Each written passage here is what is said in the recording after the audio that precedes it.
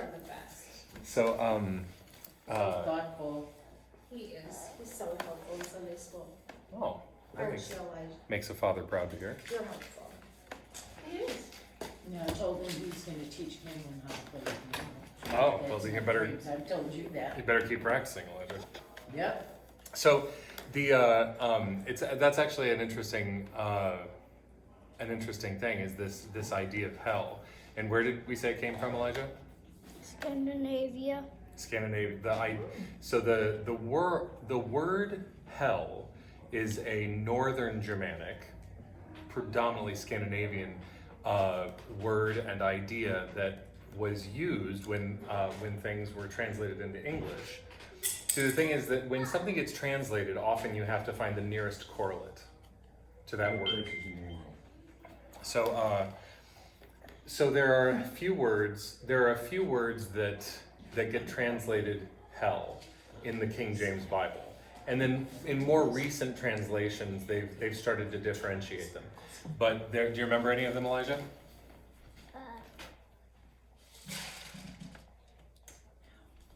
Hades. Hades.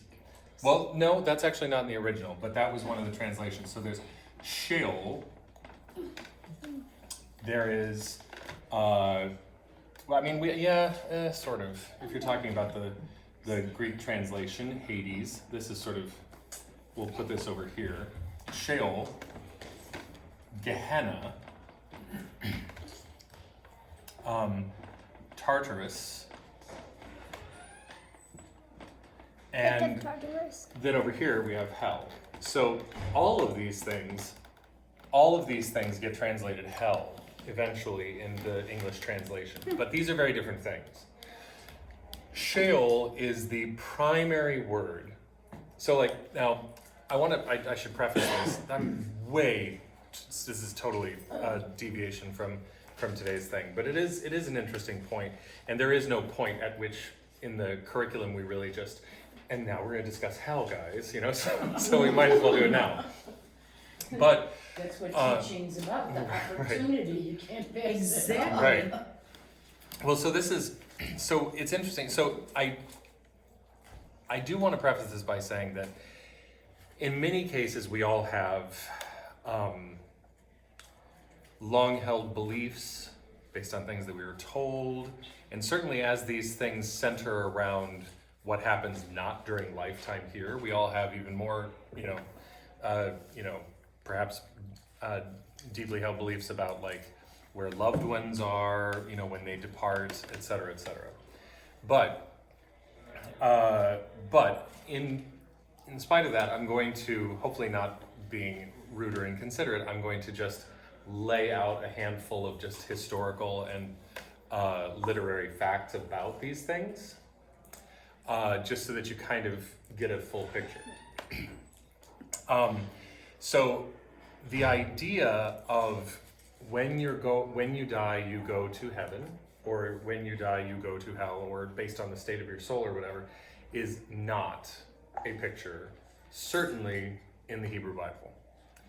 In the Hebrew Bible, in fact, even though this word gets translated as hell, or particularly early on, this is where everybody goes. People can't be in heaven. It's not a space for people. And so nobody goes to heaven. Everyone goes here. And in fact, that is really it's not a place of torment. It's actually just the place of the dead. Like when you see things about like my soul going down to Sheol or whatever else, in more modern translations where they actually do differentiate these words, Sheol is the place of the dead. It's just the place of the departed, and more often than not, although there does appear, depending on when it's being written, that there is some kind of differentiation between that some souls have an easier time of it than others. Generally, it's considered a place of rest and almost waiting, which is again where the idea of resurrection comes in, that this is kind of if anything, it's like a holding pattern. It's a place of rest, it's a place of just waiting, it's a place of just where the soul goes. And then the belief in the resurrection is that then the dead shall arise and whatever else. But the story of Lazarus and the rich man. That one does seem to have some differentiation, but they're all kind of in the same place, but they do suggest that there's kind of a gulf between Lazarus and the rich man, right? But it's still all kind of wrapped up in this idea that where people go after they die is this. And when it got translated into the Greek, the closest thing that they had to a realm of the dead was Hades. Again, even though we sometimes use Hades as and we picture Hades, the god, as sort of evil, especially since the Hercules Disney movie where he's got blue hair and... Heracles. Okay. What's that? Heracles. Heracles, not in the Disney. Well, they're saying the big one, so it's Heracles. But so the closest that they have, they go, well, the realm of the dead is Hades, so that's what they're talking about. And so then you have this step from Sheol to Hades, and to the degree that we now even think of Hades as kind of, that's kind of sketchy and unpleasant, it just keeps making steps closer to this place of unpleasantness and torment. Tartarus is distinct from Hades, but Tartarus is actually named explicitly in the New Testament. Tartarus is actually a whole different locale than Sheol or Hades. Tartarus is where the Titans were thrown and kept just to be kind of imprisoned. But there is one very brief reference to Tartarus in the New Testament. The place that is more commonly, historically translated hell, but more commonly used in the New Testament, and this is where it gets a little bit stranger, is called Gehenna. Gehenna isn't a place Gehenna is a locale in the world. This is not an afterworld place. This is a place outside Jerusalem. It's a field, it's a valley. The word actually means the Valley of Hinnom, and it's an actual location. And everybody would have known exactly where he was talking about. There have been various theories about what Gehenna was, what it was used for. There have been some theories that maybe it was used as like a trash pit, and that trash was regularly burned there. Although some people think that research done and excavations of the area don't really show that it had any consistent lengthy use as that in any way that made it be, should make it identifiable as that. Jesus does say in fire and the burning and whatever else, so they thought, well, maybe that's what it was. But one thing that they do know is that the Valley of Hinnom was a place where historically they used to make sacrifices, including child sacrifices and things like that, to I believe the god Moloch.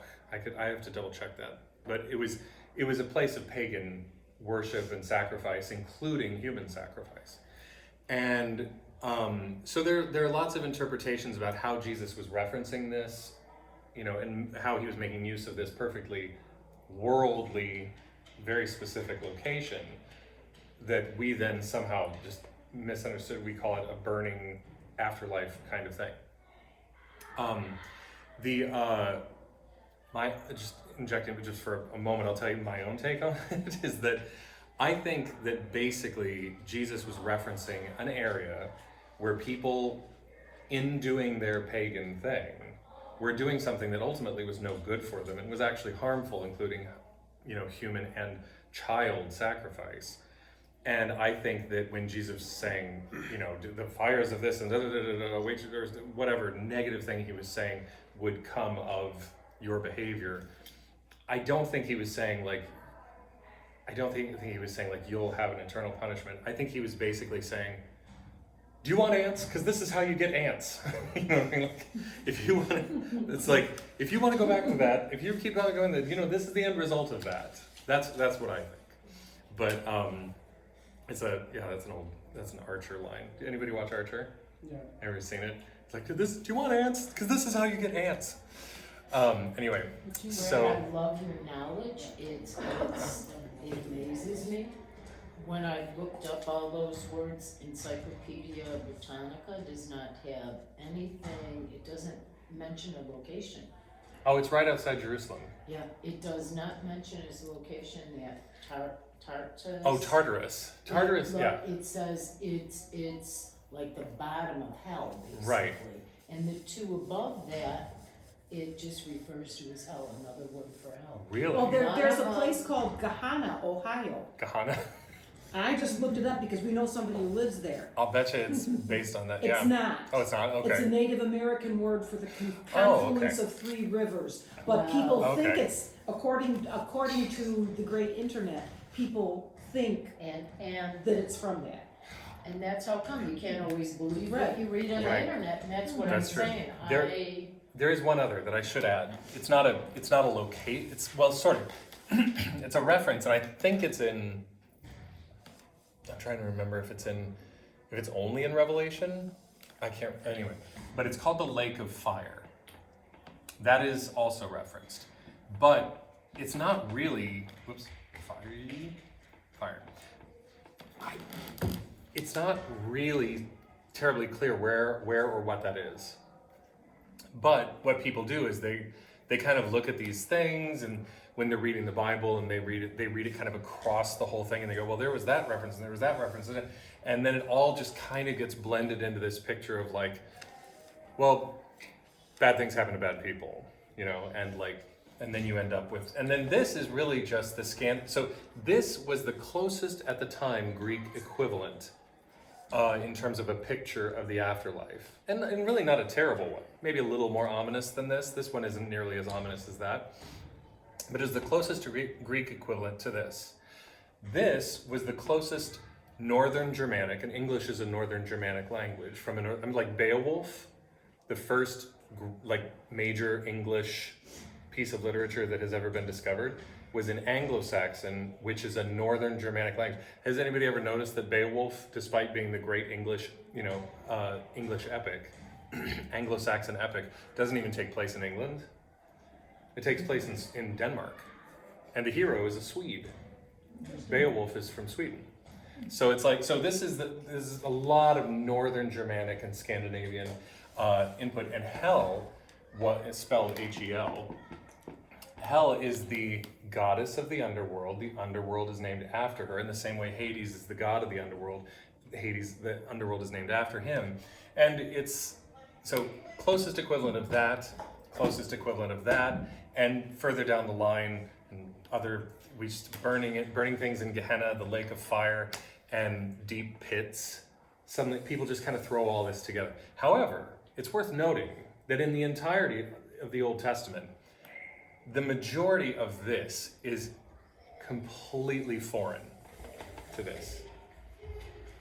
This is the picture in the Old Testament, and this was in Jesus' day. This was one of the big discussions. The Sadducees believed, like, you're dead, that's it, you're just done. The Pharisees and Jesus and some others, they held out hope for this idea of resurrection. And Jesus, in many respects, if you kind of just take a step back and look at it, in some ways, some serious part of Jesus' ministry was telling people, well, this is a thing, this is where you guys are wrong, this is where your sect is wrong, this is where your sect is wrong, here's what the deal is, and blah, blah, blah, blah, blah. And on the subject of resurrection, watch this. And then, there you go. So that's a little, peek into some of the background of some of the ideas that we carry around in our head. Anything on purgatory or limbo? Well, the limbo less so. Although you could say limbo is like sort of a waiting sure. thing, so that's maybe a little closer. The thing about purgatory is that purgatory is an idea of something that happens rather than a locale. It gradually kind of in the mind of our picture, frankly, of heaven, hell, and everything else is way closer to Dante than the Bible. Dante's Divine Comedy, including Inferno, Purgatorio, and Paradiso, Paradise. This is just, he made a sketch of like, oh, what it was like this. He's just, picturing it all. In some ways, there's some. Yeah, really. It's amazing. I read it a couple years ago for Lent. It's Yeah, it's beautiful in its way, but it's also not exactly a biblical picture. And frankly, the picture of heaven, because I was saying that nobody really goes to heaven. And in fact, if you did see heaven, that was an incredible rarity. Enoch was somebody who was taken up into heaven. And then in the Enochic literature of the Second Temple, which we'll talk about in a bit, he's given a grand vision and kind of tour of some of the heavens. Paul never meets Jesus in life, but he does have a vision of Jesus, a visitation by Jesus, and then says, kind of like obliquely, but everybody sort of agrees it's about himself. I know of a man who was taken up into the heavens and shown a vision of the whatever, that he has a heavenly ascent experience as well. And what's interesting is that heaven, biblically, this is not just like Dante, but this is where Dante kind of picked up on this. The heavens are tiered. And people don't talk about this. People talk about this as a kind of a binary. Well, it's heaven or hell. But it's, have you ever noticed that Jesus says, the least among others shall be the greatest in heaven? Things like that. There are tiers, there are pictures, there are pictures of tiers to these experiences. But the reality of the heavens, it's very much restricted, it's really, really exclusive club. And it's the realm of divine beings, which includes God and any other of his created spiritual beings, whether they be, some kind of angel or something like that. That's for them, that's their space. The hope of God, and this is where, I don't know if any of you guys are familiar with N.T. Wright. He's an English, he's a former bishop of Durham, and he's a renowned New Testament scholar. And he's done a lot of work in the last 15, 20 years on trying to help clear up this picture, because a lot of the things that we have in our heads about things are more tradition than they are, 2,000 years of gradual tradition and just layering on of new thoughts and new things. But one of the things that he said is that that heaven as such is actually mentioned very rarely in the New Testament at all. It is not the primary focus. The primary focus is what's referred to as the kingdom. The kingdom is the end goal, and heaven is kind of where the divine resides. Sheol, if you happen to be among the dead, Sheol is where the dead reside. And the living exist in the creation, but the goal is that the creation and heaven merge and become the kingdom, so that the created material beings, us, and the beings of the divine realm, God and his cohort, can actually exist in the same space. But right now that's not possible. It would be destructive of presumably us. Aren't the different levels of heaven part of the Mormon doctrine? It could be. I don't know much about Mormonism. It could be. I don't either, but I had a Mormon roommate for a summer, so. Yeah, but this lasts into the early church, where they kind of gradually stop talking about it. But in the first 100 years of the disciples, the apostles, their immediate disciples, this is kind of well known. This is talked about, and so it's fairly, and there are ideas about this that, again, we're talking about Second Temple Judaism today. The Ketuvim and Second Temple Judaism. It's really it grows out of this Second Temple milieu where they're discussing. They're just really, really diving in. They get back from Babylon. So actually, before we get to the first page, go ahead and take these out. We're transitioning from we transitioned from being in the desert, being in the land, but not having a temple, being under the judges, but all of Israel was still expected to kind of do their worshiping and their sacrificing and whatever else at the tabernacle at Gerizim, which is still today where the Samaritans lived, and and there was a while where the tabernacle was transferred to Shiloh.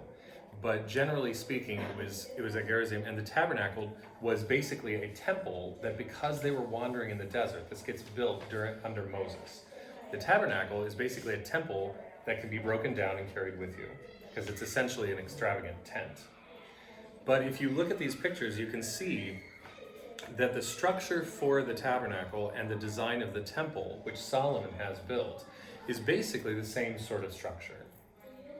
It has the same. There's an outer courtyard. There's an altar. There's a holy of holies, which houses the ark and the tablets of the law and the rod of Aaron, Moses' brother. Some of the manna that they were fed from the desert, and the Shekinah, which is the Spirit of God. And so, and the only person allowed inside the Holy of Holies is the high priest. So, and whether you're in the tent or whether you're in the temple, these same structures, remain. So anyway, that's just so you can kind of have a visual. This one, because we were talking last week about the archaeological record versus the biblical record, these are just some early references to things. These are the earliest references that we have to a handful of things, including Israel as a people group in the land, the earliest references to David and his family. Another one of Israel. They got two more. Yeah, there are three on here about Israel as a people, as a group. But now this is we are now moving after they have because we talked about the Assyrians obliterating the northern kingdom, the Babylonians really overthrowing the southern kingdom and destroying the first temple. Now we're talking about the last segment of the Tanakh, of the Hebrew Bible, and then entering into Second Temple Judaism. And just so you know, I try to sort of structure this so that we kind of we get a good feeling for like what is happening in the Hebrew Bible and what is happening in the time in the Second Temple period, so that by the time that we start to approach Christmas, Jesus is on the scene.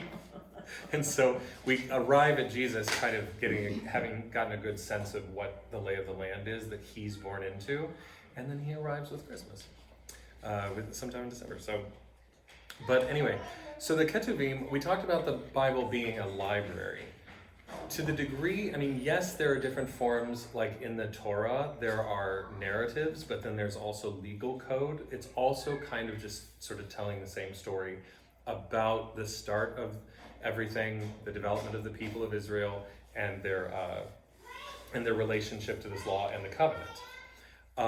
And then the Hebrew prophets, the segment of the prophets is really talking about Israel as a nation in response to things going on around it during the time of the monarchy.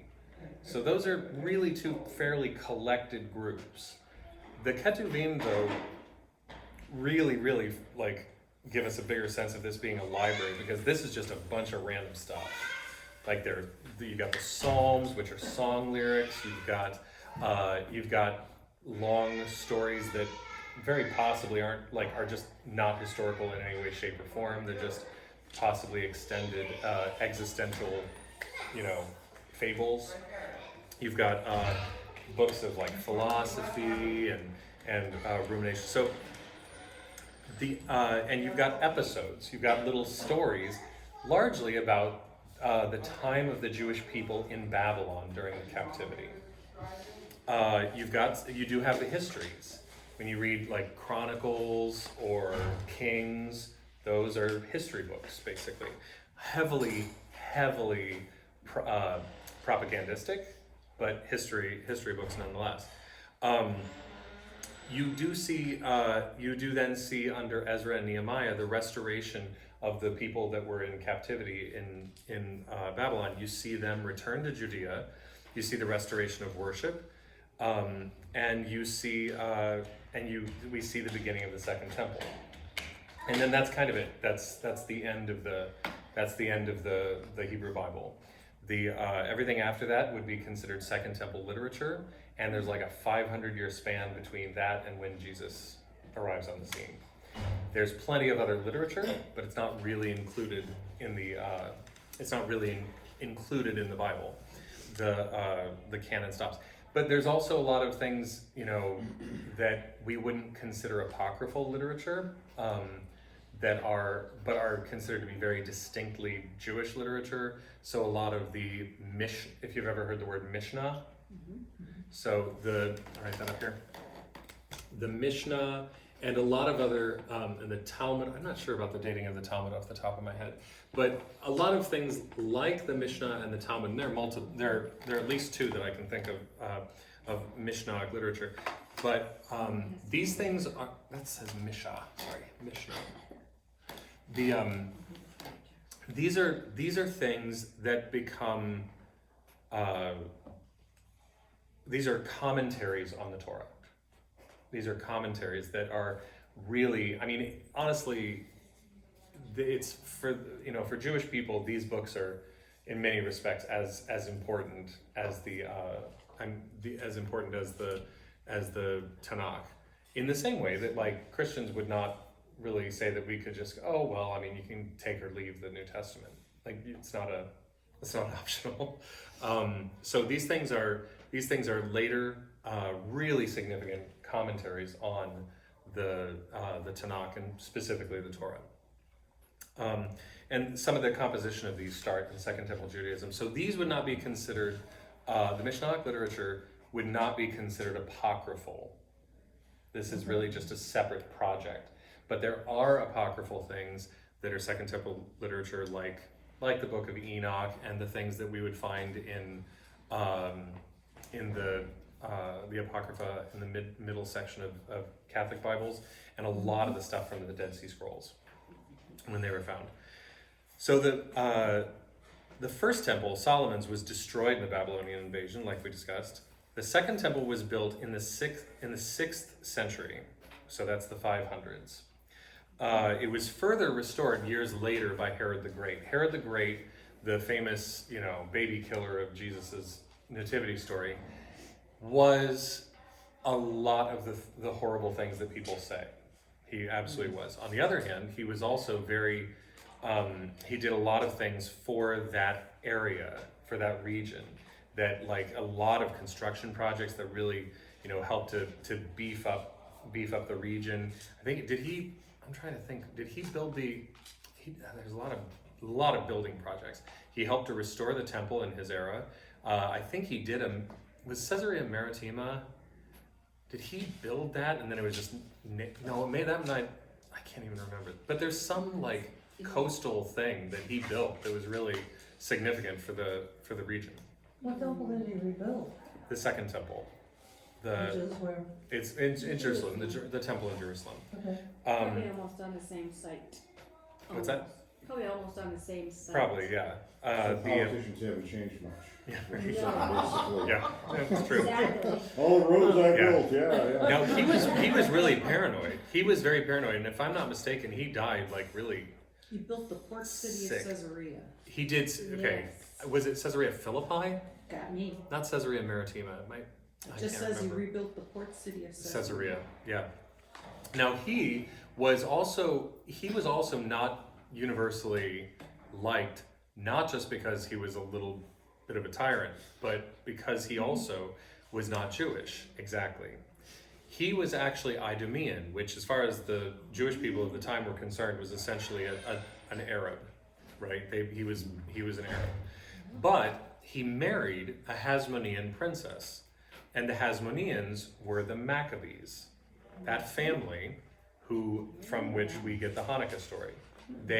So we're going to come around to this in just a second. Oh, actually, I'm getting ahead of myself here.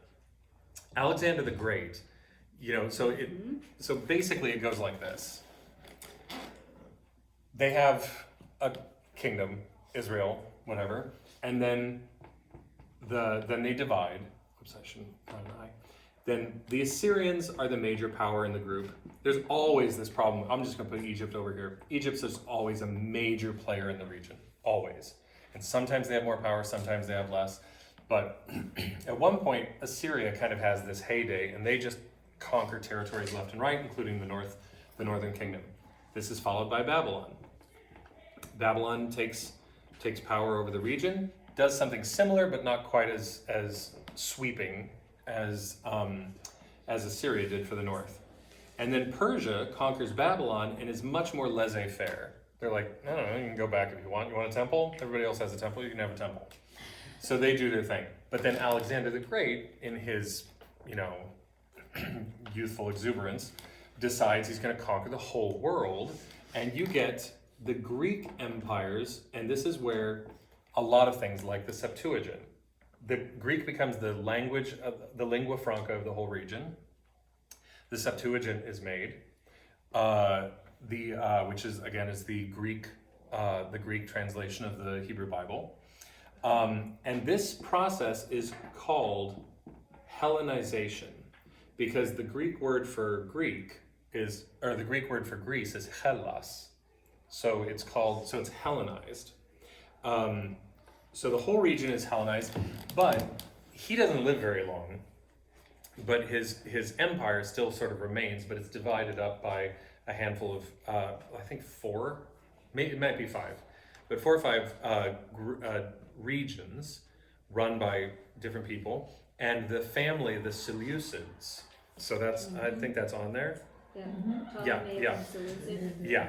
So the Seleucids continued this Hellenization, because Alexander the Great really only starts it. He gets to as far as India, and then not long after that he dies. But they were defied by the Maccabees. This was the one time that they actually kind of began to self-rule again. They're defied by the Maccabees. The Maccabees actually overthrow a priest that they do not approve of. They also, I believe, come from a priestly class themselves, and I think one of them is installed as the priest. My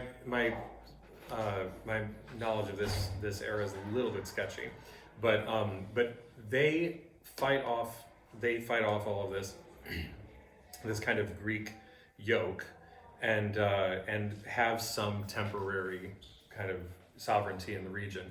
And one of the events, it's a pretty minor holiday, although it's the one that most people are aware of. It's a pretty minor holiday, but this centering around one of these battles and the amount of oil there was this sort of miracle that the lamp stayed lit and everything, and that's where we get Hanukkah. But in the same way that the Romans took over, they didn't make it as far as Ireland or Scotland really, but they took over a lot of the Celtic peoples in Britain, and they were like, we don't want you Romans here. But then by the time that the Vikings but the Anglo-Saxons were coming in, they were like, what are you doing here? We're Roman citizens. They're very proud to be Roman then. In the same way, very nice. I like it. That's a nice tiara. Now we're here. Yeah.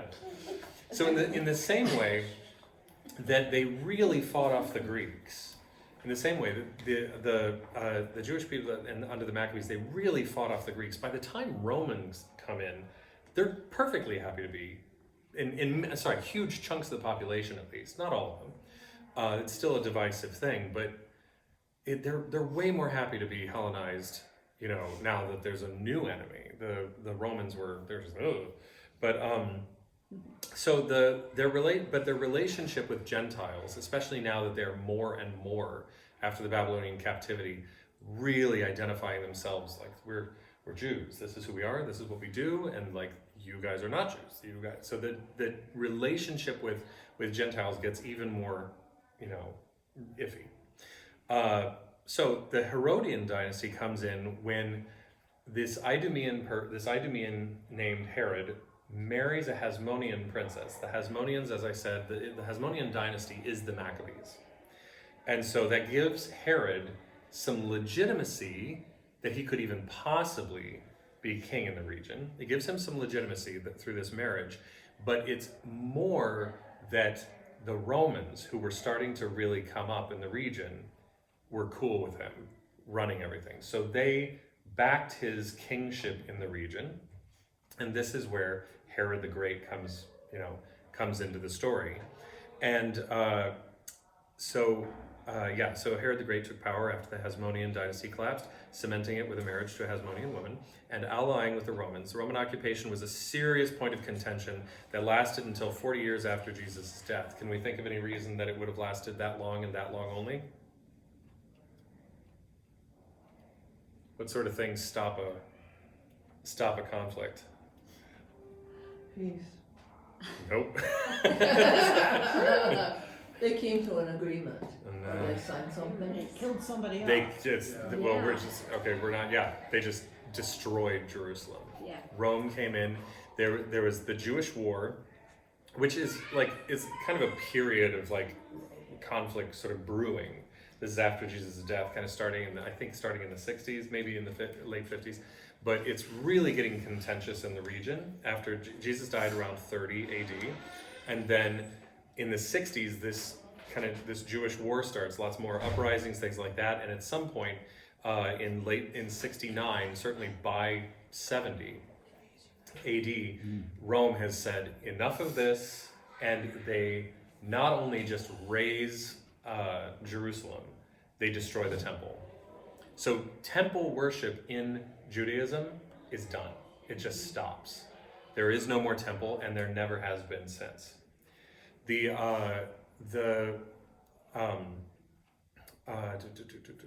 This actually becomes a matter of some importance when it comes to dating the Gospels, because what do the Gospels appear to know and when? Because if prophecy will cover all sorts of things. You go, well, they were prophesying that the temple would be destroyed. They're like, well, they're talking as though it's already destroyed, things like that. So it becomes kind of critical for beginning to understand the dating of the Gospels and the early texts of the New Testament. But once the temple is destroyed, and then further, of the people that are still in the land, by 130 or 135 or something like that. I don't know if you guys have heard of Masada or the Bar Kokhba revolt. They basically they kill or expel all Jewish people in that immediate region, certainly around Jerusalem. And Masada is this one last stand where it was a fortress that I believe also was built by Herod the Great. Yeah. There's a movie in Masada. There's a movie about it. And the Jewish people, they all hold up there and try to sort of just last, and they just starve them out. They die. And I think some of them are eating each other, if I'm not mistaken. It's a terrible, terrible story. But Somehow I feel like all of this is in Game of Thrones. right, it's all in Game of Thrones. Yeah, Which we are currently watching. but so where we are then after 130, 135 is there is no temple. There is no more temple. And frankly, Jewish people aren't even really much allowed in the land. I mean, maybe outside of the capital, outside of Jerusalem, you might find the odd person. I don't really know the details of the expulsion from the territory, how widespread it was from the center outward. I don't know, but there's no temple. So temple-centric Judaism is dead. There is now a full throttle diaspora. It was bad enough that we don't know where the 10 tribes are from the north, because they just got dispersed. And yeah, the Samaritans say they're part of us, but who really knows? And maybe we know. There appears to be indications that they know where certain groups may have been, because there may have been some back and forth. But we are now in a full-on diaspora, just a full-on dispersion of the Jewish people out of the region. And so they're not even in their land. This begins what we now call, so instead of a temple, which has a priestly class that is in charge of running it, the priestly temple Judaism is no more. And what happens is we enter a period centered around the synagogue, which already existed. Synagogue, much like the word church. The word church is a German word, Kirche, which is, again, a best translation of the word ecclesia, which is Greek and Latin. Latin just adopted it. Ecclesia, which means assembly. So there is no, we say church and we think the building, but the word church actually means the congregation. Because ecclesia means assembly. Synagogue means, I can't even remember what the agog means, but syn, again, meaning together. So this is basically a Greek word meaning another Greek word that was used to refer to a gathering. So the synagogue is similarly, it's the same word basically as church or ecclesia or synagogue, but it basically is a gathering of people. So it's a synagogue and rabbi focused worship now. Not worshiping the rabbi any more than we worship, priests or pastors, but this is where worship and study is centered now after the dispersion and the destruction of the temple. Somebody made an interesting comment that I don't remember who it's attributed to, but somebody said one time that there really are only two forms of Judaism extant in the world today. One is Rabbinic Judaism, which is basically all Judaism extant in the world is Rabbinic Judaism, right? It doesn't matter whether it's Orthodox, conservative, or Reform, or any of it. It's all Rabbinic Judaism. But he said there are only two extant forms of Judaism in the world, Rabbinic and Christianity, which is a very interesting way of thinking about it. But if you, and I actually was talking about this with a friend of mine who's Orthodox, and I don't think many people think about this much, because there are people who would say, there are scholars who would say, well, it's kind of inappropriate to say, at Jesus' time, that's not really Rabbinic Judaism per se. Like saying rabbi or that he was a rabbi or whatever else is kind of an anachronism. I'm like, well, then you can't have Hillel, Gamaliel, or Shammai, who are famous Jewish rabbis. So that's, I understand it, but because Rabbinic Judaism really hits its stride, it starts full throttle in the 2nd century after the dispersion. But if you think about it, if you have a room of 1,000 people, you say, who here knows who Hillel is? All the Jewish people and a handful of other, people will go, right? If you say, who is the name of the house on what campus ministry? Beit Hillel. The Hillel house. The Hillel house, yeah. Who actually probably, Hillel, among the others, Hillel probably had the most in common with Jesus in terms of their ministry, despite his being a Pharisee. Even within Pharisaism, there's some distinction, which we'll probably talk about when we get to Jesus. But it's interesting to think that, if you say who is Gamaliel, or like anybody who knows who Gamaliel is, who knows who Shammai is, and again, Jewish people will raise their hand, but if you say who's Jesus of Nazareth, the entire audience, who knows who that is? So even though I don't think it's very commonly talked about, the single most famous rabbi in history is Jesus of Nazareth, by an incredible margin. It is, what, Jesus Christ Superstar, yeah. But I will point something. Recognize him. What's that? Even Muslims recognize him. Oh yeah, Isa, yeah. But one of the things that I also think is worth pointing out, because I think it's one of the points of, where was I just going with that? Sorry, I didn't get to bed till 2 last night because I was visiting with my sisters out in the burbs. I had to drive back late. But one of the one of the things that is often used as an apologetic point that then gets kind of shot down, but it usually gets shot down with people saying, "Don't give me that old story." You're like, "Do you have a better argument than that?" You can't just say, "Oh, that old story." Yeah, that old story, because it's true, right? Is that people talk about this idea that in a very real way, and I think we need to remember this to keep in mind there's this legacy of anti-Semitism that is absolutely present in a lot of Christian history as it makes this jump into the Gentile world in a major way. But I think it's actually important to remember that it's a very Jewish story set in, in Judea, in Israel and Judea, with all Jewish players, almost, it's like majority Jewish players, and a lot of Jewish people kind of reject that because they don't want to like, this is not our story. This is you Gentiles took this story and ran with it. This is not our story.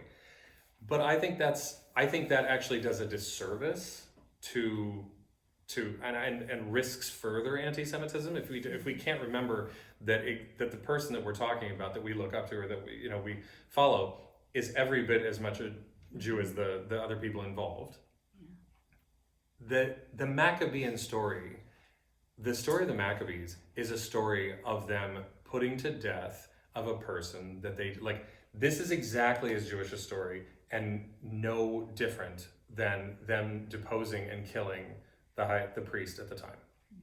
It is. I mean, it's exactly the same sort of story, and I don't know that it makes anybody look any worse to say so. What makes it look worse is if you then somehow remove Jesus from his Judaic roots, from being part of a community and running afoul. Yeah, no, I know. I'm watching. Are they in the car? No, they can't be. Cool, that'd be great. It's his schedule, not mine. Yeah, I'm not saying this because I Yeah. want to go, but I he's the one who have wants to be But somewhere it's for also lunch. what you're talking Yeah. about is placing the Jesus story and our own history within the Jewish milieu, within the Jewish history, can smack the people in the face who want to be anti-Semitic. Right, Because yeah. that is not our heritage Yeah. as Christians. And the older I get, the more I run into, I just see it like every time I look at it, that Jesus' ministry was to his fellow Jews. And it had a reason that was further reaching, but he was starting at home, as it were. Mm-hmm. And it was not about how to like, no, we don't need to be so Jewish. He was like, it was actually about how really, this is how to be, this is, what are we really called to? And in fact, for the sake of the world, not, I know what you Jewish folks have been doing, but I'm here now for the sake of the world. He was saying, he was actually ministering directly to his Jewish people, calling them to account and saying, what are we doing here? What are we called to? And it was very much a ministry about these covenants. And it's, Bible. and how does that, like, if it's, chosen for what? This is, that was a big part of it. And Israel itself was chosen to be a light to the world. Right. Well, I mentioned this last week. This, the idea of the priest is really figures in here. This, the Levites weren't given a land. They were dispersed among the tribes so that they would be priests to the people, and Israel was meant to be a priestly class unto the nations. And in many respects, Jesus' ministry was about here we are fighting amongst ourselves. What do we, let's all get on the same page here, because we've got a job to do that extends beyond ourselves. And that's a big, but Second Temple Judaism, Reconciliation. right? But Always reconciliation, bring it back. yeah, but Second Temple Judaism was this very fertile ground, which again, I mean, Paul shows signs of having Greek education. And so some of the stuff that he talks about appears to include certain Greek philosophical notions that he seems to be aware of. It's very fertile ground, very thought-provoking, lots of literature that I sometimes, a little hyperbolically refer to as fan fiction, that was taken very seriously by the people. Some of these things, there's that old phrase, I think I mentioned it a couple weeks ago, read the books your father read, right? What kind of stuff were Jesus and his disciples familiar with? Because they quote Enoch. They quote, Jesus appears to be referencing Fourth Maccabees, at points. And like, what are those? I've heard of them, but only as I spend a lot of time, but like, how often do we See? think about that? So It's right in here. yeah. Mark, see? If you want it. So yeah, anyway, so, any questions before we, as we're putting our stuff together, any questions? No, no. Great. no. I like the weekly research. Oh, Yeah, and homework. Homework. oh, yeah, Yeah, I like that. all right. Moving almost meetings. I think next week, if I'm not mistaken, next week, we return to Genesis again.